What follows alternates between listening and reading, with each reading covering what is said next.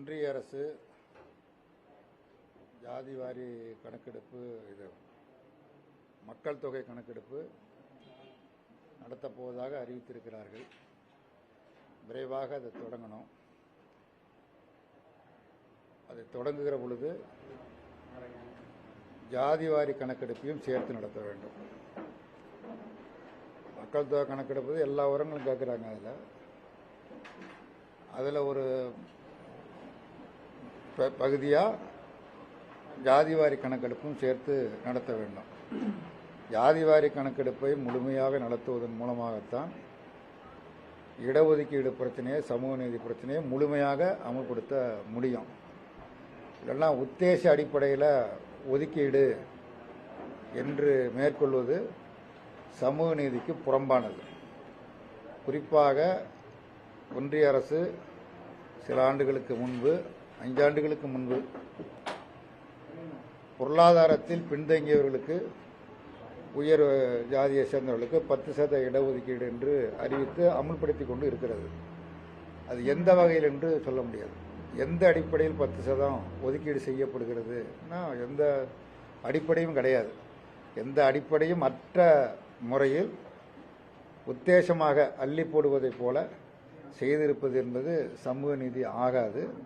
ஆகவே ஒட்டுமொத்தமாக மக்கள் தொகை கணக்கெடுப்பு நடத்துகிற பொழுது ஜாதிவாரி கணக்கெடுப்பையும் நடத்த வேண்டும் என்று இந்திய கம்யூனிஸ்ட் கட்சி தொடர்ந்து வலியுறுத்துகிறது. இப்பொழுதும் வலியுறுத்தி தெரிவித்துக் கொள்கிறோம். அதே போல இப்போ சத்தீஸ்கர் மாநிலத்தில் ஓராண்டில், அதாவது பிஜேபி ஆட்சிக்கு வந்த ஓராண்டு காலத்தில் 142 நக்சல்வாரி கொள்கையுடையவர்கள் கொல்லப்பட்டார்கள். நக்சல் தீவிரவாதம் முற்றிலுமாக ஒழிக்கப்படும் என்று ஒன்றிய உள்துறை அமைச்சர் அமித்ஷா தலைமையில் நடந்த கூட்டத்தில் அறிவித்திருக்கிறார்கள். தீவிரவாதத்தை இந்திய கம்யூனிஸ்ட் கட்சி ஏற்கல. தீவிரவாதம் கட்டுப்படுத்தப்பட வேண்டும் என்பதிலும் மாற்று கருத்து கிடையாது. ஆனால் அதே நேரத்தில் தமிழக மீனவர்கள் அண்டை நாட்டால், இன்னொரு நாட்டால் தொடர்ந்து கைது செய்யப்படுகிறார்கள், சிறையில் அடைக்கப்படுகிறார்கள். அவருடைய படகுகள் பறிமுதல் செய்யப்படுகிறது. தமிழ்நாட்டைச் சேர்ந்த மீனவர்களும் இந்திய குடிமக்கள் தான். அந்த தமிழ்நாட்டைச் சேர்ந்த மீனவர்கள் இந்திய குடிமக்களாக இருந்து எந்த பாதுகாப்பும் இல்லை. அண்மையில் நாகப்பட்டினம் மாவட்டத்தைச் சேர்ந்த 11 மீனவர்கள் கோடியக்கரை பகுதியை எல்லையை தாண்டினார்கள் என்று சொல்லி 11 பேர் கைது செய்யப்பட்டார்கள். அதுக்கு முன்னாடி 324 பேர் இந்த நடப்பாண்டில் கைது செய்யப்பட்டிருக்கிறார்கள். 44 படகுகள், தமிழக மீனவருடைய படகுகள் இலங்கையில் இருக்கிறது. பறிமுதல் செய்யப்பட்ட படகுகள் இலங்கை நாட்டினுடைய தேசுடைமையாக்கப்படும் என்று அந்த அரசாங்கம் அறிவித்திருக்கிறது. இது தொடர்ந்து அநேகமாக தமிழக மீனவர்கள் தாக்கப்படுவது, கைது செய்யப்படுவது, படகுகள் பறிமுதல் செய்யப்படுவது, கொல்லப்படுவது என்பது ஒரு அன்றாட நிகழ்ச்சியாக மாறிப்போய்விட்டது. ஒவ்வொரு முறையும் முதலமைச்சர் ஒன்றிய அரசாங்கத்திற்கு கடிதம் எழுதுகிறார்.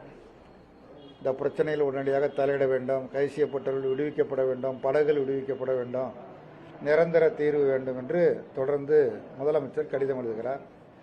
மீனவர்களும் தொடர்ந்து வேலைநிறுத்த போராட்டம் போன்ற போராட்டங்கள் நடத்தி கொண்டிருக்கிறார்கள். தேர்தல் பிரச்சாரத்தில் மோடி அவர்கள் தமிழ்நாட்டில் தேர்தல் பிரச்சாரம் செய்த பொழுது கட்சித்தீவை காங்கிரசும் திமுகவும் தாரை வார்த்து விட்டது என்று தேர்தல் பிரச்சாரத்தில் அது ஒரு முக்கிய பிரச்சனையாக எடுத்து பேசினார்.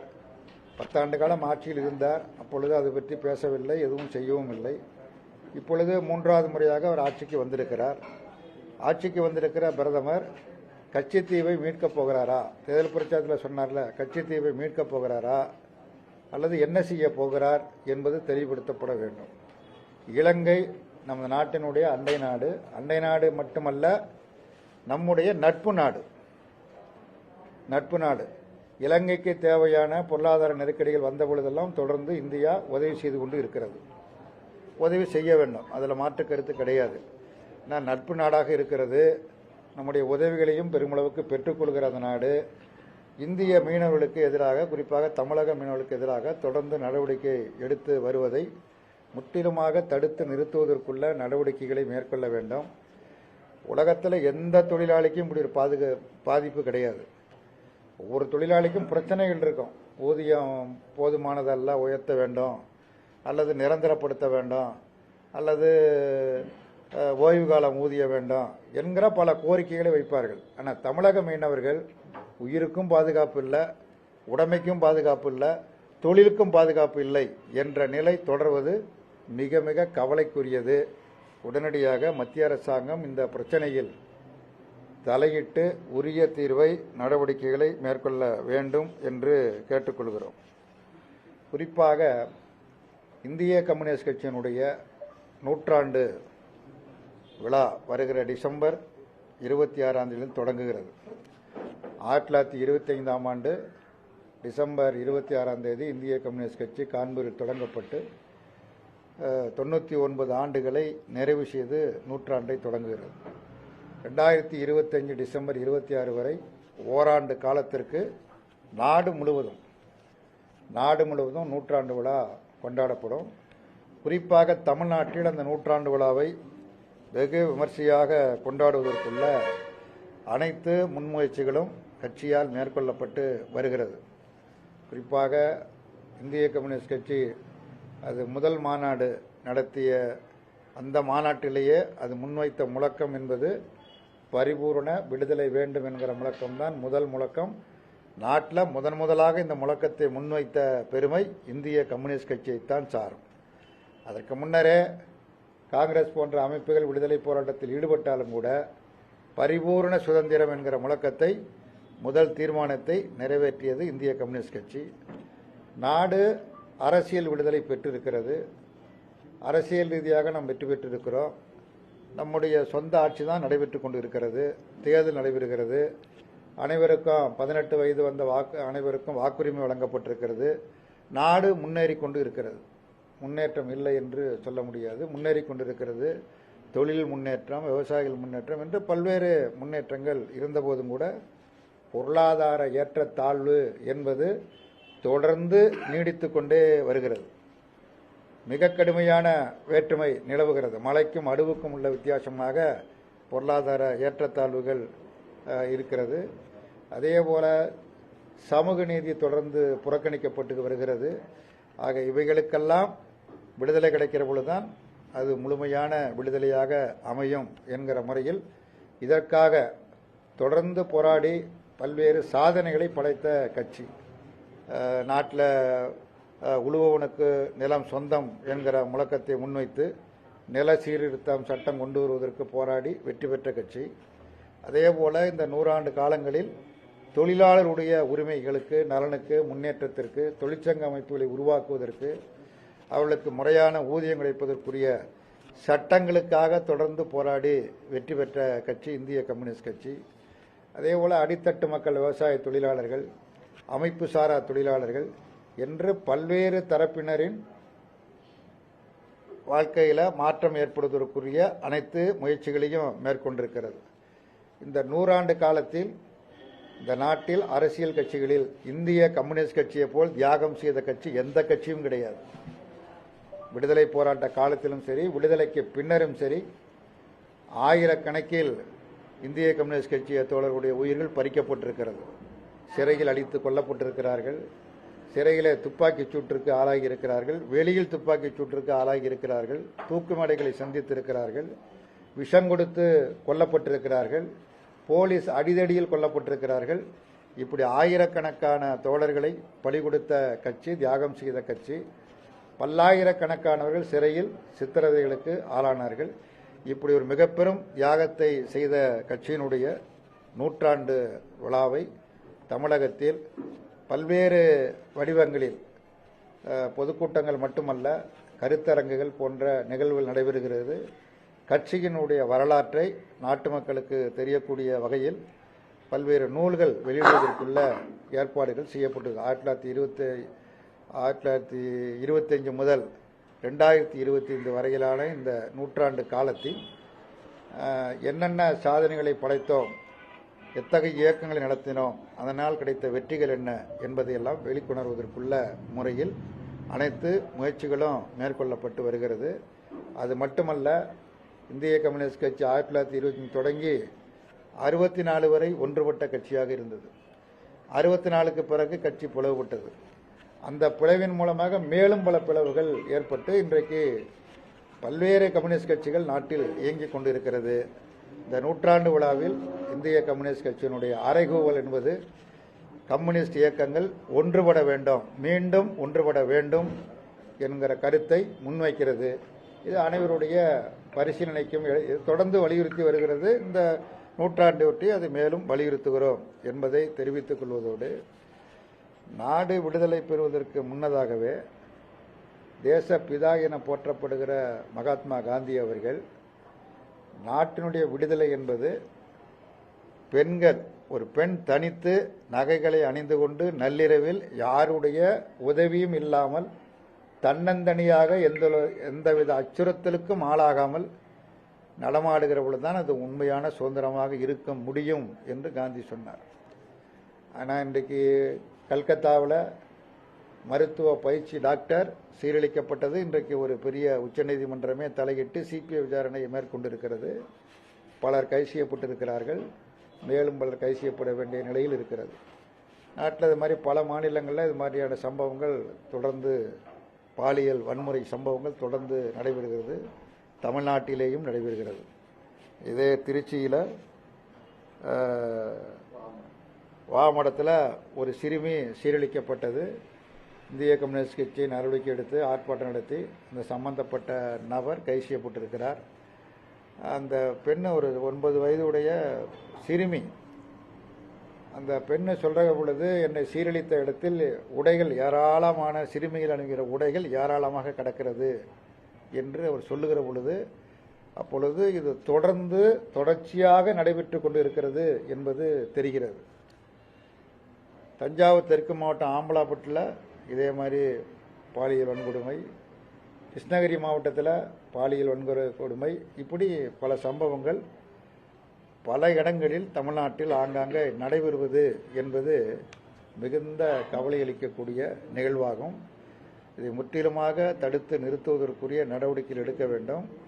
இந்த நடவடிக்கை எடுக்கிற பொழுது இதற்கு எது காரணமாக இருக்கிறது என்று பார்த்தால், போதைப் பொருட்கள் விற்பனை அதிகமாகி கொண்டிருக்கிறது. காவல்துறை கடுமையான நடவடிக்கை எடுத்தாலும் கூட ஆங்காங்கே இந்த விற்பனை என்பது தொடர்கிறது. அது பல்வேறு வகைகளில் ஊசியாக விற்பனை செய்கிறார்கள், மாத்திரையாக விற்பனை செய்கிறார்கள். பல வடிவங்களில் பல பொருட்களாக போதைப் பொருள் விற்பனையாகி கொண்டிருக்கிறது. இவைகள் முற்றிலுமாக ஒழிக்கப்பட வேண்டும். அதற்குரிய நடவடிக்கையை காவல்துறை மிக உறுதியான முறையில் நடவடிக்கைகளை மேற்கொள்ள வேண்டும் என்று இந்திய கம்யூனிஸ்ட் கட்சியின் சார்பில் வற்புறுத்தி கேட்டுக்கொள்கின்றோம்.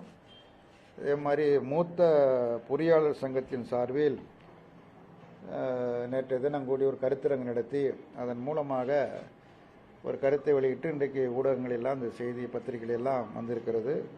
குறிப்பாக உபரி நீரை சேமிப்பதற்குரிய 32 திட்டங்களை அவர்கள் அறிவித்திருக்கிறார்கள். இது குறித்து அரசு மிக தீவிரமாக பரிசீலிக்க வேண்டும் என்று இந்திய கம்யூனிஸ்ட் கட்சியின் சார்பில் கேட்டுக்கொள்கிறேன். தமிழ்நாட்டை பொறுத்தமட்டில் நீர் பிரச்சனையில் வெளி மாநிலங்கள், அண்டை மாநிலங்கள் நம்பித்தான் நம்ம இருக்கிறோம். கேரளாவை நம்பி இருக்கிறோம், கர்நாடகத்தை நம்பி இருக்கிறோம், ஆந்திராவை நம்பி இருக்கிறோம், அப்படி இருக்கிறோம். ஆறுகள் எல்லாம் வெளி மாநிலங்கள் தான் இங்கே வந்துட்டு இருக்குது. தொடர்ந்து இந்த பிரச்சனையை எதிர்கொள்ள வேண்டிய நெருக்கடிக்கு தமிழ்நாடு ஆளாகி கொண்டு இருக்கிறது. காவிரி நதிநீர் பிரச்சனை, பாலாறு பிரச்சனை, முல்லை பெரியாறு பிரச்சனை என்று பல பிரச்சனைகள் இருக்கக்கூடிய சூழலில் அந்த பிரச்சனைகளெல்லாம் நம்முடைய உரிமைகளை விட்டு கொடுக்காமல் தமிழ்நாட்டிற்குரிய உரிமைகளை பாதுகாப்பதற்குரிய நடவடிக்கைகளை அரசு உறுதியாக மேற்கொள்ளுகிற அதே நேரத்தில் தமிழ்நாட்டில் இருக்கக்கூடிய ஏரி குளங்கள் இவைகளை எல்லாம் தூர்வாரி இந்த மழை காலங்களிலும் மற்றும் உபரி நீராக, இப்பொழுது அண்மையில் கர்நாடகத்தில் கடுமையாக மழை பெய்து ஏராளமான தண்ணீர் வந்தது. நம்மால் சேமிக்க முடியல, எல்லாம் கடலை நோக்கி செல்லக்கூடிய நிலைமைதான் ஏற்பட்டது. அத்தகைய நிலைமை ஏற்படாமல் அவைகளையெல்லாம் பாதுகாக்கக்கூடிய முறையில் ஒரு நல்ல ஆலோசனையை இந்த பொறியாளர் சங்கம் முன்வைத்திருக்கிறது. இது குறித்து அரசு உரிய முறையில் பரிசீலனை செய்து நடைமுறைப்படுத்துவதற்குள்ள அனைத்து முயற்சிகளையும் மேற்கொள்ள வேண்டும் என்று கேட்டுக்கொள்கிறோம். அதே மாதிரி விலைவாசி தொடர்ந்து உயர்ந்து கொண்டு இருக்கிறது. அத்தியாவசிய பண்டங்கள், காய்கறி உள்பட அனைத்து பண்டங்களின் விலைகளும் படிப்படியாக ஒவ்வொரு நாளும் அதிகரித்து கொண்டே இருக்கிறது. அது குறித்து இப்பொழுது ஒரு விவாதமே இல்லாத ஒரு நிலை என்பது மிகுந்த கவலைக்குரியது. இந்த நிலையில் இந்திய கம்யூனிஸ்ட் கட்சியின் சார்பில் செப்டம்பர் 1ஆம் தேதி முதல் 7ஆம் தேதி முடிய நாடு தழுவிய முறையில் விலைவாசி உயர்வை கட்டுப்படுத்துவதற்குரிய அனைத்து நடவடிக்கைகளையும் மேற்கொள்ள வேண்டும் என்று ஒரு நாடு தழுவிய இயக்கத்தை மறியல், ஆர்ப்பாட்டம், உண்ணாவிரதம் போன்ற பல்வேறு வடிவங்களில் இயக்கம் நடத்துவதற்கு இந்திய கம்யூனிஸ்ட் கட்சியினுடைய தேசிய செயற்குழு முடிவெடுத்திருக்கிறது. அதை ஒட்டி தமிழ்நாட்டிலும் அந்த இயக்கம் வெற்றிகரமாக நடைபெறுவதற்குள்ள நடவடிக்கைகளை இந்திய கம்யூனிஸ்ட் கட்சி மேற்கொள்ளும் என்பதை தெரிவித்து, ஒன்றிய அரசாங்கம் தேர்தலுக்கு பிறகு எந்த படிப்பினைகளையும் கற்றுக்கொண்டதாக தெரியவில்லை. நடந்து முடிந்த நாடாளுமன்ற தேர்தலில் பாரதிய ஜனதா கட்சிக்கு நாட்டு மக்கள் பெரும்பான்மை அடிப்படையில் வெற்றி பெற செய்யவில்லை. 370 இடங்களில் வெற்றி பெறுவோம், 400 இடங்களில் தேசிய ஜனநாயக கூட்டணி வெற்றி பெறும் என்றெல்லாம் தேர்தல் பிரச்சாரத்தை செய்தார்கள். ஆனால் அவையெல்லாம் நடைபெறவில்லை. வெறும் 242 இடங்களில் மட்டும்தான் பிஜேபி வெற்றி பெற்று மைனாரிட்டி அரசாங்கம் அமைந்திருக்கிறது. மைனாரிட்டி அரசு அமைந்த பின்னரும் கூட தன் நிலையிலிருந்து அது தன்னை மாற்றிக்கொள்வதாக இல்லை. அதற்கு மாறாக ஆர்எஸ்எஸ்னுடைய திட்டங்களை செயல்படுத்தக்கூடிய அமைப்பாக பாஜகவும், பாஜக தலைமையில் அமைந்திருக்கிற ஒன்றிய அரசாங்கமும் செயல்பட்டு கொண்டு இருக்கிறது. குறிப்பாக வக்ஃப் போர்டு சொத்துக்கள், அதற்கு ஏற்கனவே சட்டங்கள் எல்லாம் இருக்கிறது. இப்பொழுதும் சட்டம் திருத்தப்படுகிறது. அந்த சட்டத்தை திருத்தி அந்த வக்ஃப் போர்டு வாரியத்தில் மற்றவர்களும், முஸ்லீம் அல்லாதவர்களும் அந்த அமைப்பில் இடம்பெறலாம். இந்த பிரச்சனைகள் குறித்து மாவட்ட ஆட்சித்தலைவர்கள் தீர்வு காண்பார்கள் என்று இஸ்லாமியர்களுக்கு எதிராக நடவடிக்கையை மேற்கொள்வது என்பது அது தனது நிலையிலிருந்து மாறவில்லை என்பது உறுதிப்படுத்தப்படுகிறது. அதே போன்ற பட்ஜெட்டில் நிதி ஒதுக்குவதிலேயும் கடந்த காலத்தில் என்ன தவறான அணுகுமுறையை ஒன்றிய அரசாங்கம் மேற்கொண்டதோ அதே அணுகுமுறையைத்தான் இப்பொழுதும் மேற்கொண்டு வருகிறது. தேர்தலுக்கு பிறகும், தோல்விக்கு பிறகும் இந்த அணுகுமுறையைத்தான் மேற்கொள்கிறார்கள்.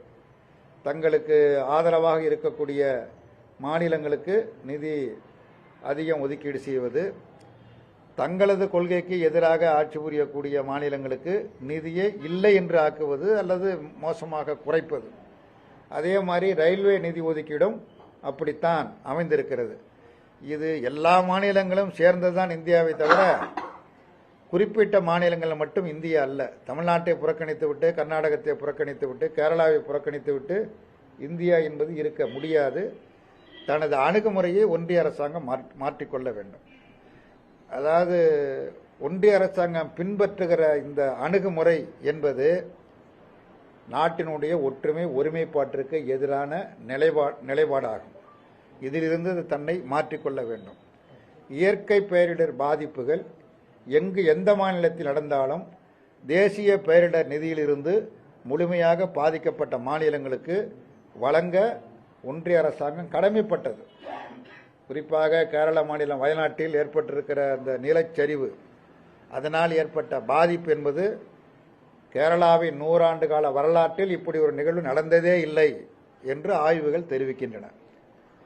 அதை தேசிய பேரிடராக அறிவிக்க வேண்டும் என்று எல்லா கட்சிகளும் நாடாளுமன்றத்திலும் நாடாளுமன்றத்திற்கு வெளியேயும் வலியுறுத்துகிறது. கேரள மாநில அரசும் அதே கருத்தை வலியுறுத்துகிறது. பிரதமர் 10 தினங்களுக்கு பிறகு, ஜூலை 31 சம்பவம் நடந்தது, 10 தினங்களுக்கு பிறகு வயநாடு சென்றார். வயநாடு பிரதமர் வருவதை கேரள முதலமைச்சர் வரவேற்றார். வயநாட்டுக்கு போனார், பாதிக்கப்பட்ட பகுதிகளை பார்வையிட்டார், பாதிக்கப்பட்ட மக்களை முகாமில் சென்று சந்தித்தார், ஆறுதல் சொன்னார். அவைகள்லாம் நல்ல விஷயம். ஆனால் எந்த நிதியும் அறிவிக்கவில்லை. வேண்டிய உதவிகளை செய்வோம் என்று ஒரு பொத்தாமுதுவான செய்தி அறிவித்துவிட்டு வந்துவிட்டார். அதுக்கு பிறகு எந்த நடவடிக்கையும் எடுத்ததாக தெரியவில்லை. இது ஒரு நல்ல அணுகுமுறை அல்ல. அது கிட்டத்தட்ட 400-450க்கு மேற்பட்டவர்கள் மண் சரிவில் நிலத்துக்குள்ளே போயிருந்து செத்து போயிருக்கிறாங்க. கிராமமே மண்ணுக்குள்ளர போயிடுச்சுது. உடைமைகள் அனைத்தையும் இழந்திருக்கிறார்கள். அவை அனைத்தையும் புனர்நிர்மாணம் செய்ய வேண்டும் என்றால் பெருமளவுக்கு நிதி தேவைப்படுகிறது. தேசிய பேரிடராக அறிவித்து வேண்டிய உதவிகளை செய்ய வேண்டும். அதே போல தமிழ்நாட்டிலும் இயற்கை சீற்றம் பாதிக்கப்பட்ட பொழுது இப்படியான அணுகுமுறையைத்தான், தவறான அணுகுமுறையைத்தான் ஒன்றிய அரசாங்கம் மேற்கொண்டது. ஆகவே இத்தகைய அணுகுமுறைகள் கைவிடப்பட வேண்டும். ஆர்எஸ்எஸ்னுடைய அஜெண்டாவைத்தான் நாங்கள் நிறைவேற்றுவோம் என்கிற நிலையில் இந்த அரசு உறுதியாக இருக்குமையானால் 5 ஆண்டு காலத்திற்கு இந்த ஆட்சி நீடிக்காது என்பதையும் கவனத்தில் கொள்ள வேண்டும் என்பதை தெரிவித்துக் கொள்கிறோம்.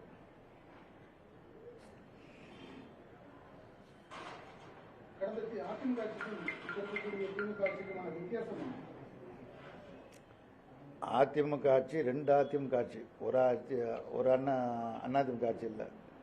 எம்ஜிஆர் ஜெயலலிதா அதிமுக ஆட்சி காலம் என்பது வேறு. எடப்பாடி தலைமையில் அமைந்த அதிமுக ஆட்சி என்பது வேறு. இந்த அதிமுக ஆட்சியிலே 2 ஆட்சியாக இருக்குது. அதிமுக எடப்பாடி தலைமையில் 4 ஆண்டு ஆட்சியில் முற்றிலுமாக ஒன்றிய அரசாங்கத்தினுடைய கைப்பாவையாக செயல்பட்டது. தமிழகத்திற்கு புறம்பான திட்டங்கள் எது வந்தாலும் சரி, அதே போல் ஒட்டுமொத்தமாக நாட்டு மக்களுக்கு எதிரான சட்டங்கள் எது வந்தாலும் சரி, அனைத்திற்கும் ஆமாம் சாமி போடுகிற ஆட்சியாக அதிமுக இருந்தது, எடப்பாடி ஆட்சி இருந்தது. மாநில உரிமைகள் பறிக்கப்பட்ட பொழுதும் சரி, அந்த உதய் மின் திட்டம் கையெழுத்து போட்டது அதிமுக ஆட்சியில் தான். தங்கமணி தான் மின்துறை அமைச்சர், அவர் தான் கையெழுத்து போட்டார். இதாக இருக்கட்டும், குடியுரிமை திருத்த சட்டம் நாடாளுமன்றத்தில் வந்த பொழுது அது ஆதரித்ததாக இருக்கட்டும், எல்லாவற்றுக்கும் எல்லாவித தவறுகளுக்கும் உடந்தையாக இருந்த ஆட்சி எடப்பாடி தலைமையிலான ஆட்சி. திராவிட முன்னேற்ற கழக ஆட்சி இந்த தவறுகளுக்கு எதிராக இருக்கக்கூடிய ஆட்சி. குறிப்பாக வகுப்புவாதத்திற்கு எதிராக, ஜனநாயகத்திற்கு ஆதரவாக, மதச்சார்பின்மை கொள்கைக்கு ஆதரவாக இருக்கக்கூடிய ஆட்சி. மாநில உரிமைகளை ஒருபோதும் விட்டுக் கொடுக்காத ஆட்சி தற்போது இருக்கிற ஆட்சி.